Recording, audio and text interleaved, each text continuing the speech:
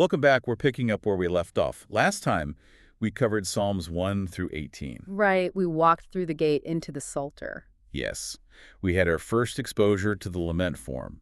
We discussed Psalm 8 and its specific anthropology. We did. We also examined the doublet between Psalm 18 and 2 Samuel 22. Exactly. Today, we are continuing sequentially. We will cover Psalms 19 through 33.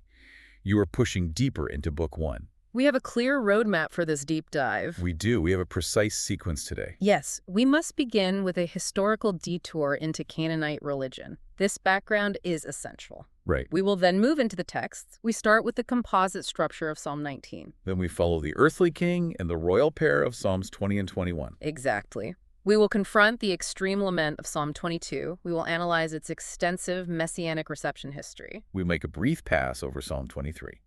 Then we move to the temple entrance liturgy of Psalm 24. After that, we work through Psalms 25 to 33. We will see more laments. And we will look at an acrostic text. Yes.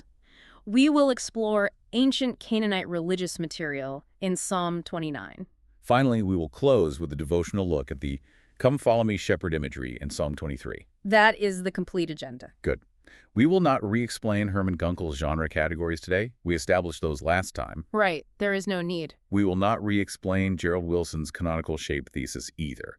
We will do the same with the acrostic form. We met the acrostic form previously. You know these tools. We will simply apply them today. Let us begin with the historical detour.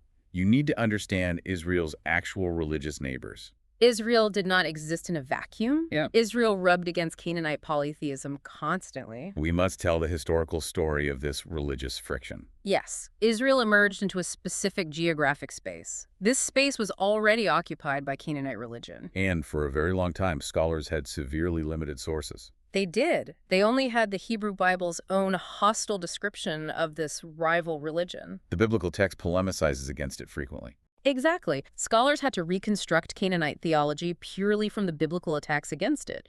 We lacked primary documents from the Canaanites themselves. But this situation changed dramatically in 1928. It did. The discovery happened by complete accident. A Syrian farmer was plowing a field near the Mediterranean coast. His plow struck a tomb. And this accident triggered a major archaeological excavation. Right. The excavation revealed an entire Bronze Age city. This was the ancient city of Ugarit.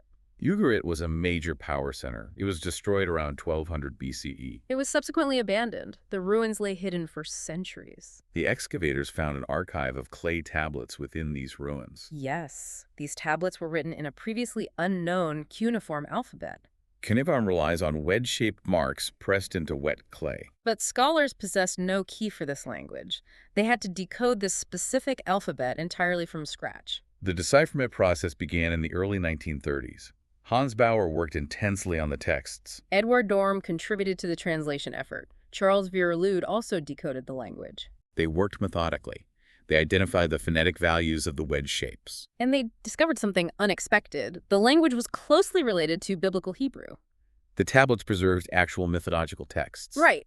These texts describe the Canaanite pantheon in its own words. They provided the primary sources scholars had lacked. We finally had the theology of the rival religion. Chief among the gods described in these tablets is Baal. The texts detail his specific attributes. Baal is the storm god. He controls the rain. He controls the thunder. He controlled agricultural fertility. The texts outline his specific mythological cycle. He is locked in continuous conflict. He fights Yam. Yam is the god of the chaotic sea. Baal also fights Mot. Mot is the god of death. The impact on biblical scholarship was heavy. We suddenly had independent evidence. We had non-biblical texts confirming the exact religious world the Old Testament argues against. Baal worship was no longer just a biblical accusation. We possessed his hymns. We had his myths. We could read his praises exactly as his worshippers sang them. Scholars worked through these Ugaritic texts carefully. They began to compare them to biblical Hebrew poetry. They focused especially on the Psalms, and they noticed a distinct pattern. They found an enormous amount of shared vocabulary. They found shared imagery. They found specific poetic formulas. The Hebrew texts describe Yahweh riding the clouds. They describe Yahweh's voice thundering.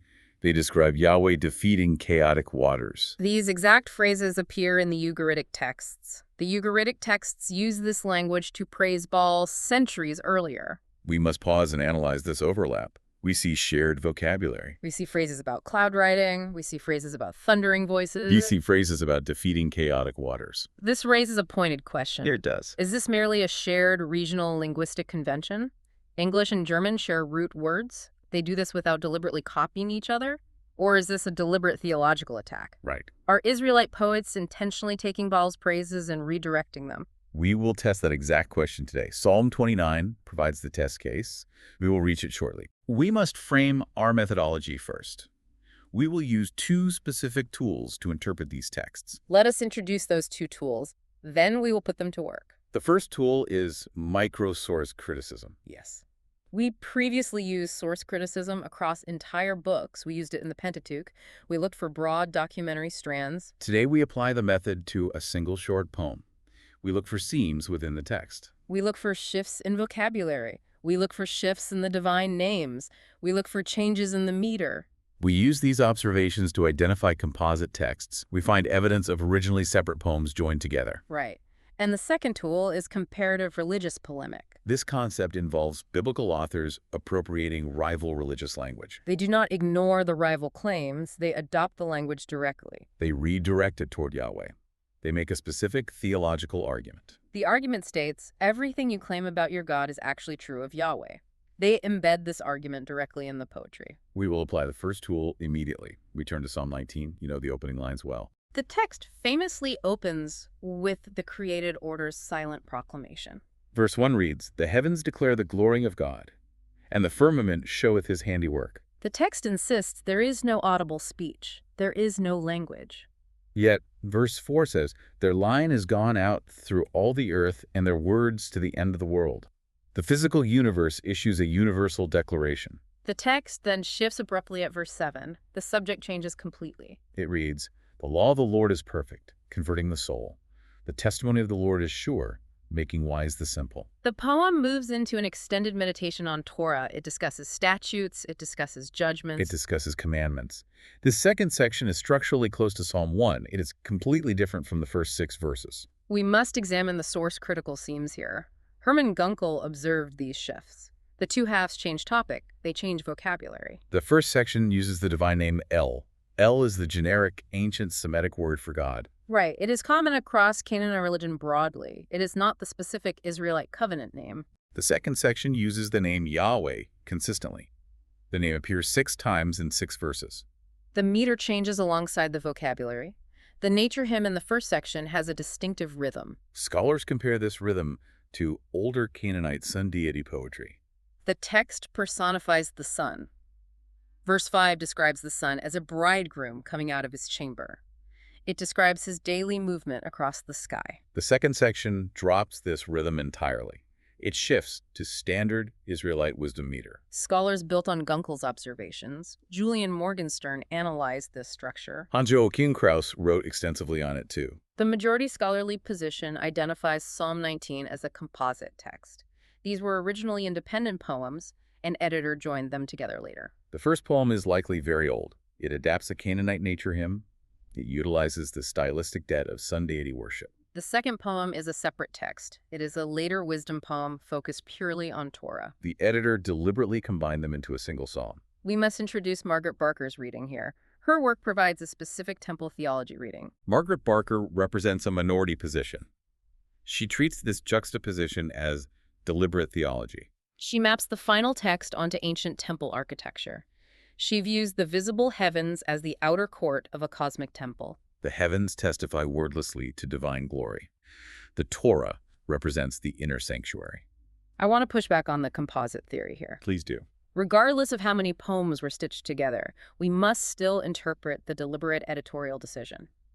The editor moved the reader from the impersonal vastness of the sky to an intimate, personal plea. Verse 12 asks, "Cleanse thou me from secret faults." Exactly. Why make that specific move? How do you interpret the psychology behind that editorial choice? Well, the editor forces a theological synthesis. The final 9 verses become intensely personal. Verse 14 says, "Let the words of my mouth and the meditation of my heart be acceptable in thy sight." The text moves from the cosmic to the particular. Right. The editor claims the God who ordered the massive silent heavens is the exact same God who scrutinizes secret human faults. The order of the cosmos demands an ordered internal life. The editor makes this theological claim by joining the two poems. The physical universe and the moral universe are governed by the same divine mind.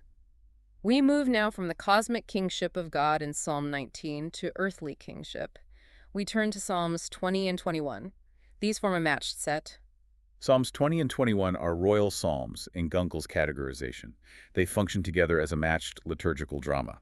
They focus on the king going out to war. Psalm 20 is a pre-battle petition. The community speaks on behalf of the king. The text says, "The Lord hear thee in the day of trouble." It petitions for the king's military campaign. Psalm 21 is the corresponding text.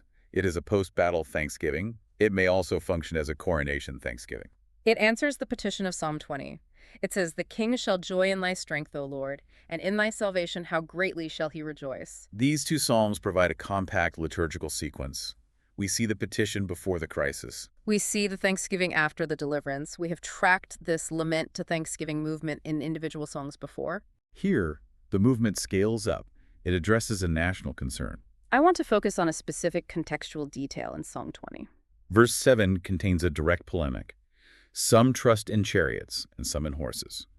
But we will remember the name of the Lord our God. This contrasts reliance on Yahweh with conventional military investments. Egypt relied heavily on chariotry. The northern kingdoms invested massive wealth in horses and chariots. This verse rejects standard ancient Near Eastern military doctrine.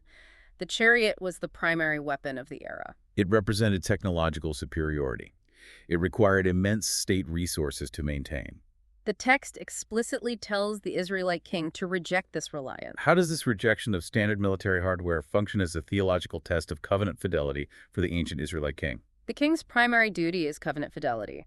Trusting in chariots means trusting in human statecraft. Right. It means trusting in alliances with Egypt. It means trusting in wealth. The covenant demands total reliance on Yahweh for national defense. The king must demonstrate this reliance publicly. He must lead the army into battle without the primary technological advantage. Yes. This vulnerability proves his trust in divine intervention. It was a strict test of faith. The liturgical drama of Psalms 20 and 21 reinforces this exact theological requirement. We move from the national crisis of the king to an individual crisis. We plunge into Psalm 22. This is the deepest individual crisis in the Psalter. Psalm 22 requires extensive analysis. It holds heavy weight for Christian readers. It holds heavy weight for Latter-day Saint readers. We must examine it methodically. It is an individual lament pushed to the extreme. Verse 1 opens with visceral anguish. My God, why hast thou forsaken me? Why art thou so far from helping me and from the words of my warring? This text sustains unresolved suffering across many verses. It dwells in the darkness. The complaint intensifies with raw physical descriptions. Verse 14 says, "I am poured out like water, and all my bones are out of joint." Verse 15 says, My strength is dried up like a potsherd, and my tongue cleaveth to my jaws. A potsherd is a broken piece of dried clay. The physical description culminates in verse 16. It says, They pierced my hands and my feet. We must pause on this phrase. This text is heavily debated. The wording is contested. We must examine the manuscript history. The Masoretic Hebrew text reads differently. The Masoretic text is the base text for most modern Jewish translations. It reads, "Like a lion, my hands and feet." The grammar here is awkward. The phrase lacks a clear verb. Scholars suggest the text was corrupted during centuries of transmission. The Septuagint offers a different reading. The Septuagint is the ancient Greek translation of the Hebrew Bible. The Latin Vulgate also offers a different reading. Both of these ancient translations read, "They pierced." The King James Version follows this pierced reading. Brigham Young University scholar Sean Hopkin has published detailed research on this specific textual controversy. He incorporates evidence from the Dead Sea Scrolls. The Nal Hever Psalm scroll provides crucial data. This scroll was found in the Judean desert. It predates the Masoretic text by centuries. The scroll contains a Hebrew reading that supports the pierced translation. It uses a verb form rather than the noun for lion. The debate remains open among textual specialists. The manuscript evidence requires careful evaluation. We track how early Christians utilize this psalm. The psalm contains language of mockery. It describes enemies gaping upon me with their mouths as a ravening and a roaring lion. It describes the division of garments. The gospel writers track this lament precisely. They use it as the script for the Passion narrative. Matthew and Mark both record Jesus quoting verse 1 from the cross. He cries out, Eli, Eli, lama sabachthani. John's gospel notes the soldiers dividing his garments. The soldiers cast lots for his coat. This action echoes Psalm 22, verse 18, almost verbatim. The early Christians relied on this ancient Israelite lament to explain the crucifixion. We must delineate between the historical critical reading and the theological reception. We established this rule previously. Modern critical scholars read Psalm 22 in its original historical context. They identify the author as an unnamed, severely suffering individual in antiquity. This individual was physically sick. This individual was socially humiliated. The original author likely did not intend a specific Messianic referent. The New Testament writers applied a sensus plenior reading. This translates to a fuller sense reading. It is a later theological appropriation. It is not derived directly from the historical critical background. I want to push back on how you balance these layers. Go ahead. We must hear the original desperate historical cry. The text represents real human agony.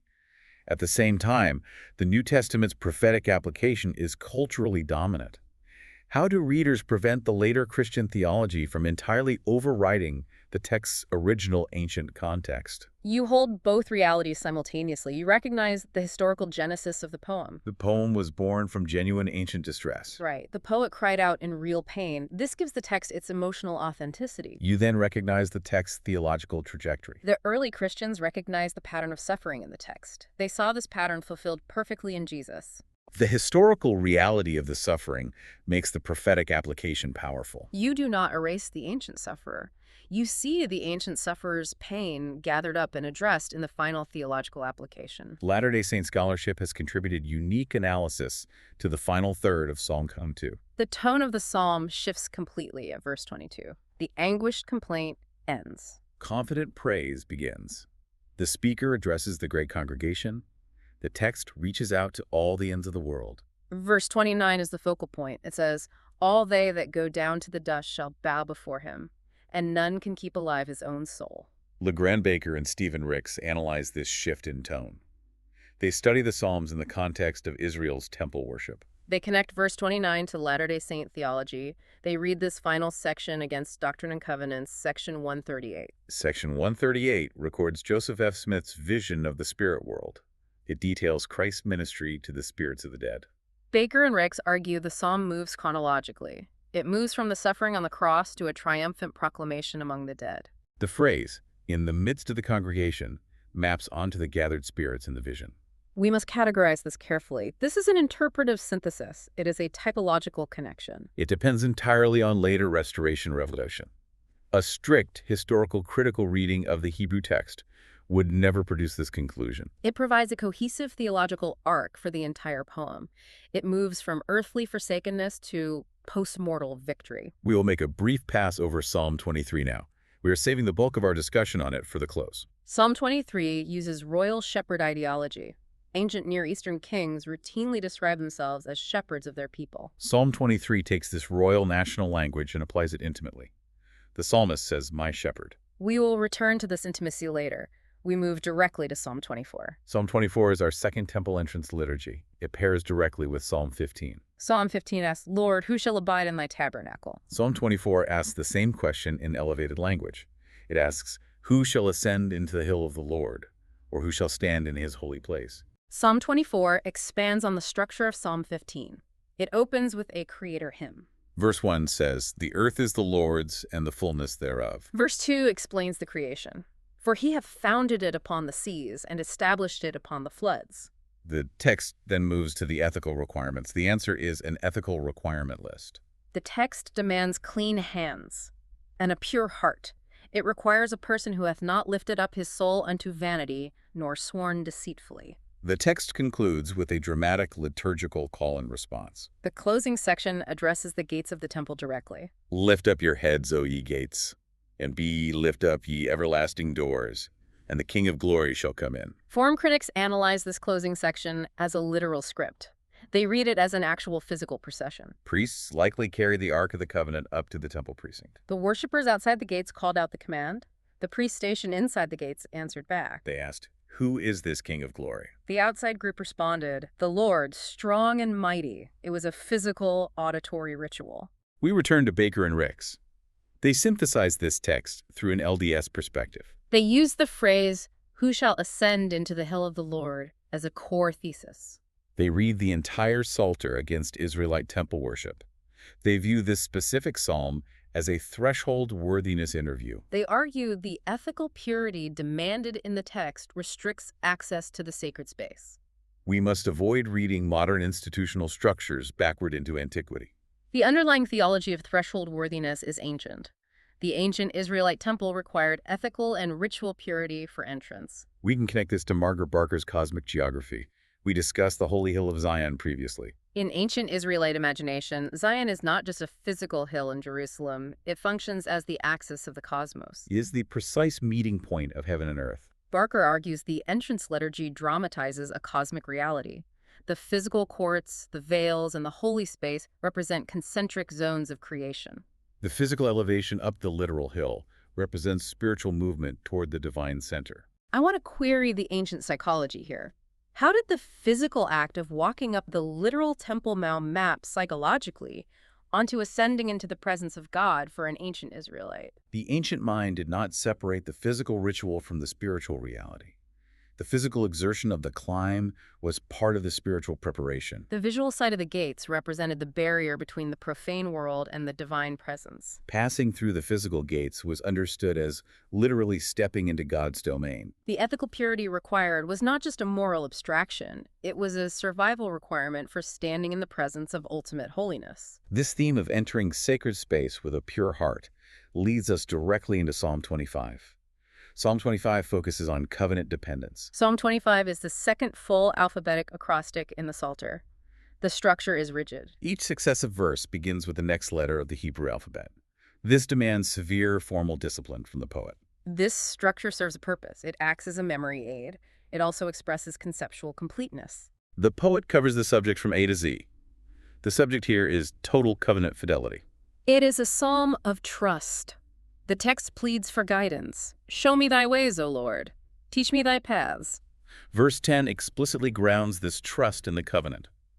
All the paths of the Lord are mercy and truth unto such as keep his covenant and his testimonies. Peter Craigie analyzes this text thoroughly. He reads Psalm 25 alongside Psalm 28. He argues they reflect an actual covenant renewal ceremony. The psalmist leans entirely on Yahweh's prior covenant faithfulness. We have a very specific LDS textual connection here. We discussed Matthew Nickerson's general form-critical parallels previously. He connected Nephi's psalm and 2 Nephi 4 to the general lament genre. Kenneth Alford and D. Bryce Baker presented a much tighter argument. They presented a paper at the 2013 Sperry Symposium. They mapped specific shared vocabulary between Psalms 25 through 31 and 2 Nephi 4. Alford and Baker isolated exact phrases. They point to the phrase pure hearts and clean hands. They point to the imagery of falling into the pit. They highlight the recurring language about the goodness of the Lord. They map these specific phrases directly from this sequence of Psalms into Nephi's text. They argue for direct literary dependence. They suggest Nephi had these exact psalms on the brass plates. He read them. He studied them. He composed his own lament by deliberately borrowing their exact wording. This is a significantly stronger claim than Nickerson's argument. Nickerson argued for shared genre. Shared genre means two authors use the same literary framework. They can arrive at similar poems independently. Alford and Baker argue for direct literary borrowing. I want to clarify the methodology here. I want you to elaborate on the burden of proof required in biblical scholarship. What exactly is required to claim direct literary dependence over mere shared genre? The burden of proof for literary dependence is heavy. Shared genre only requires similar themes and similar structural movements. Literary dependence requires exact vocabulary overlaps. It requires those words to appear in the same sequence. It requires shared idiosyncrasies. If two texts share a highly unusual phrase or a highly unusual grammatical construction, dependence is likely. Alford and Baker argue the density of shared specific phrases in 2 Nephi 4 passes this threshold. They argue the concentration of identical vocabulary is too high for independent composition. Psalms 26, 27, and 28 continue the covenant language Alford and Baker tracked. Let us work through this cluster. Psalm 26 stresses innocence. The psalmist claims total integrity. Judge me, O Lord, for I have walked in mine integrity. Verse 4 rejects wicked associations. I've not sat with vain persons. The text roots this integrity in a love for the temple. Verse 8 says, Lord, I have loved the habitation of thy house and the place where thine honor dwelleth. Psalm 28 focuses on supplication. It frames the Lord as a protective shield within the covenant context. Hear the voice of my supplications when I cry unto thee. Verse 7 declares, the Lord is my strength and my shield. My heart trusted in him, and I am helped. Psalm 27 requires deep attention. It features a severe emotional split. The text opens with complete confidence. The Lord is my light and my salvation. Whom shall I fear? The Lord is the strength of my life. Of whom shall I be afraid? The language is triumphant. The text fractures halfway through. The tone shifts violently to anxious petition. Verse 9 pleads, hide not thy face far from me. Put not thy servant away in anger. Verse 10 anticipates total abandonment. When my father and my mother forsake me, then the Lord will take me up. The triumphant confidence disappears completely. Form critics observe this fracture. Some scholars argue this split points to a composite text. They apply the same microsource criticism we discussed with Psalm 19. They argue an editor joined a psalm of trust and a psalm of lament together. The seam is visible in the middle of the text. I am skeptical of applying the composite theory every time a text changes tone. I want to push back. Go ahead. Does this fracture necessarily point to a composite text? Or does it accurately reflect the volatile psychology of a real human being? A person clinging to a covenant under extreme stress will oscillate between complete faith and absolute terror. That is the crucial counter-argument to strict form criticism. Form criticism demands logical consistency within a genre. Human psychology rarely exhibits logical consistency during a crisis. A person can declare complete faith in one breath and beg for survival in the next. The text may simply document the volatile internal state of a sufferer. The sudden shift from confidence to anxiety is psychologically realistic. It requires no editorial stitching to explain it. We turn now from the internal psychological storm of Psalm 27 to a literal cosmic storm. We arrive at Psalm 29. Psalm 29 is the payoff for the Canaanite historical overview we established earlier. The text opens with a command to the heavenly assembly.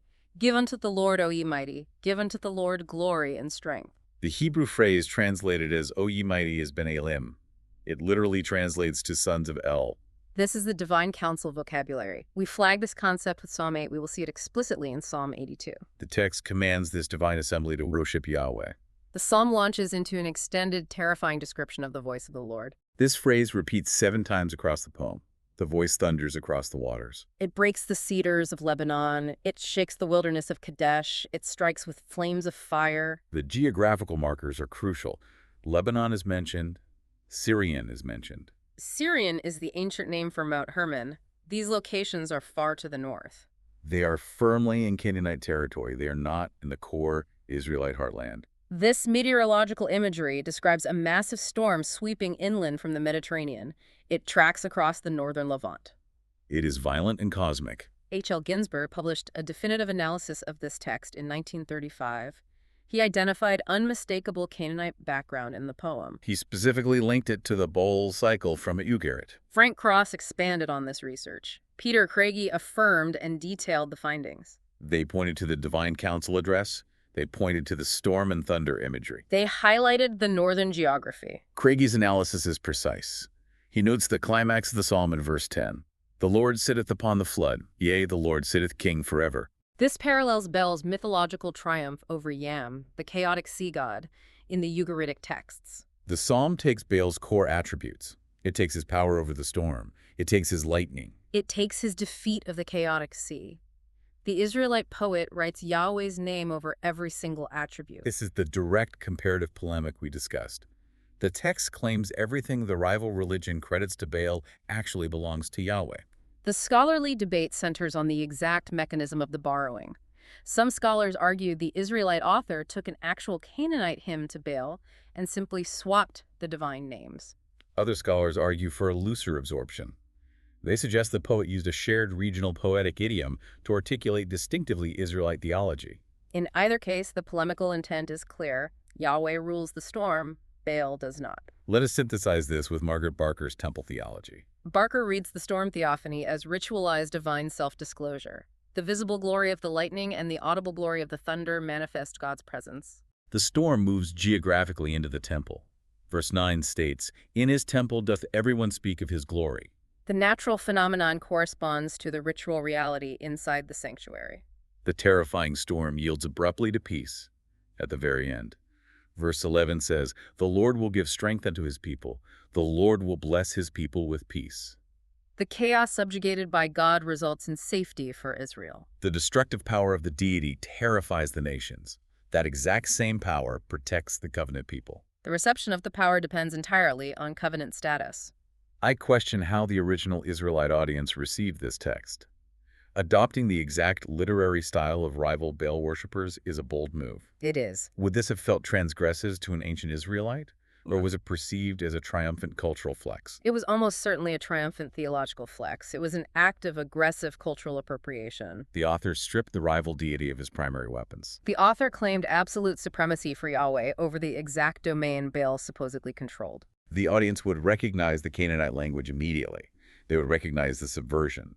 It declared Yahweh's undisputed kingship over the cosmos. The cosmic victory over chaos in Psalm 29 yields to personal rescue in Psalms 30 and 31. Psalm 30 is a Thanksgiving text. The heading explicitly marks it for the dedication of the house of David. It celebrates a deliverance already accomplished. It captures the essential movement from lament to praise. Verse 5 contains the famous summary of this movement.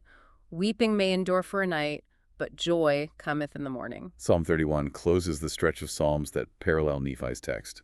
We must highlight verse 5. It says, "Into thine hand I commit my spirit. Thou hast redeemed me, O Lord God of truth." This verse possesses heady significance beyond its original context. Luke's gospel records Jesus speaking this line from the cross. He says, "Father, into thy hands I commend my spirit." The cross utilizes the Psalms for both deepest agony and ultimate trust.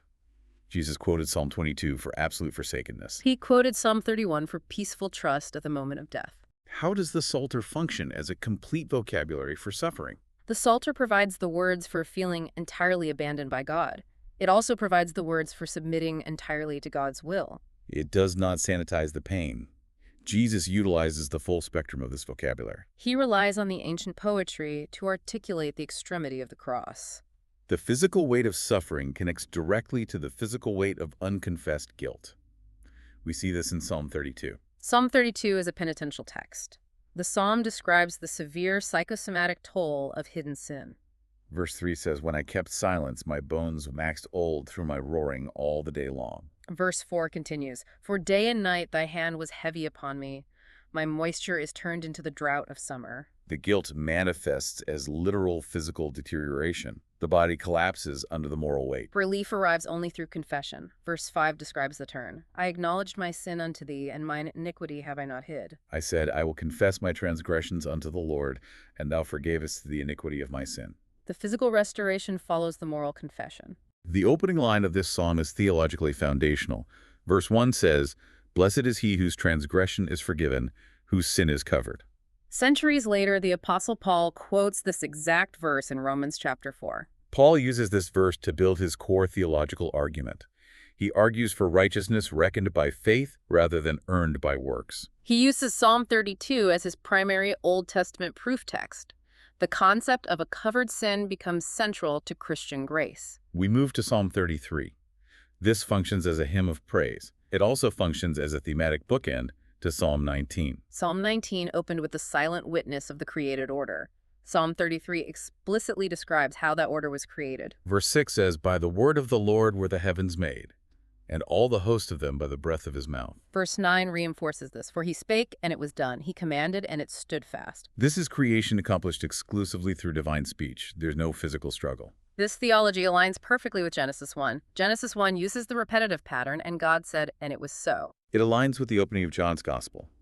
John 1 says, "In the beginning was the Word." The universe exists because God articulated it. I want you to weigh the theological implications here. Psalm 33 presents a God who creates effortlessly through pure speech. Psalm 29 presents a God who actively subjugates chaotic forces with violent storms. How do these two distinct theologies of divine power operate together? They represent two different modes of understanding divine sovereignty. The creation by speech theology emphasizes absolute, uncontested authority. The material universe offers zero resistance to the divine mind. God speaks, and reality simply complies. The combat myth theology emphasizes God's active victory over threatening forces. Chaos is real. Destruction is real. God must actively suppress the chaos to maintain order. Israel held both theologies simultaneously. God is the uncontested author of reality. God is also the active warrior defending that reality against chaos. The Psalter requires both frameworks to describe the totality of God's power. We will make a final pivot now. We will step out of the academic rigor. We will move into a devotional synthesis of the week's reading. The tone shifts here. We must anchor our close on Psalm 23. The Come Follow Me lesson takes its title directly from this text. The Lord is my shepherd, I shall not want. We discussed the ancient royal ideology earlier. Kings were shepherds of nations. This text takes that massive national scope and shrinks it down. It makes the relationship entirely personal. It is not our shepherd. It is my shepherd. It is a one-on-one scale. The specific promises within the text matter deeply. He maketh me to lie down in green pastures. He leadeth me beside the still waters. This is rest. He restoreth my soul.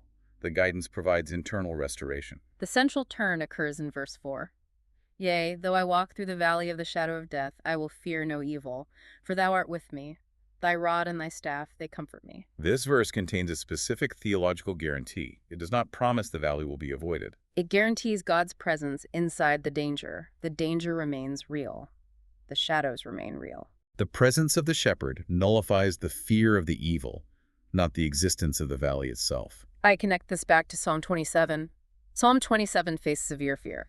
The psalmist countered the fear with the reality of God's presence. The Lord is my light and my salvation.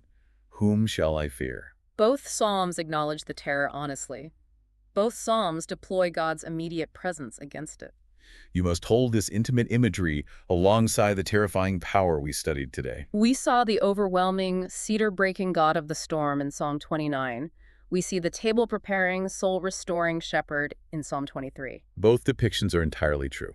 The God who shatters the cedars of Lebanon is the exact same God who sits quietly beside still waters with a single individual. For Christian readers, this entire sequence points explicitly toward Jesus Christ.